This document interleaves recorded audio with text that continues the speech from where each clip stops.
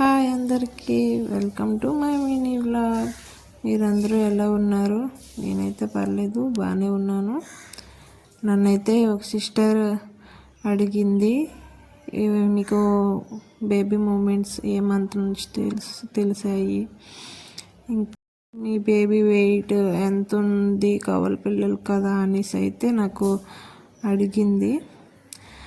నాకైతే 5th month వరకు vomitings ఎక్కువగా ఉండడం వల్ల బేబీ మూమెంట్స్ 5th మంత్ వరకు అయితే ఏం అనిపించలేదు.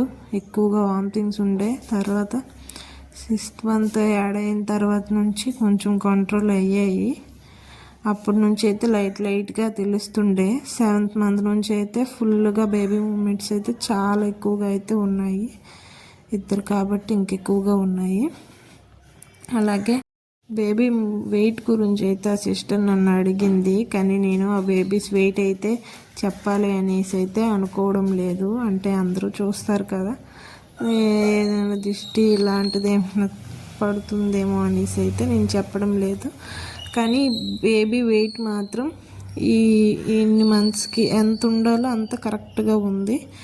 కొంచెం తేడా ఉంది, పర్వాలేదు, అవి ఇంప్రూవ్మెంట్ ఉంటుంది అనేసి అయితే నాకు డాక్టర్ చెప్పారు. సారీ సిస్టర్, నేనైతే వెయిట్ గురించి అయితే చెప్పను. ట్విన్స్ అంటున్నారు, బెడ్ రెస్ట్ అంటున్నారు. మీరు మరి ఇంట్లో పనులు ఎలా చేసుకుంటారు, ఎవరు చేస్తారని అయితే నన్ను మెసేజ్ చేస్తున్నారు. నేనే చేసుకుంటాను, నో ప్రాబ్లం. అంటే మెల్లిగా కూర్చొని నించొని వంట అవి అయితే నేనే చేసుకుంటాను. ప్రజెంట్ అయితే అమ్మ కూడా లేదు కాబట్టి అన్నీ నేనే చేసుకుంటున్నాను.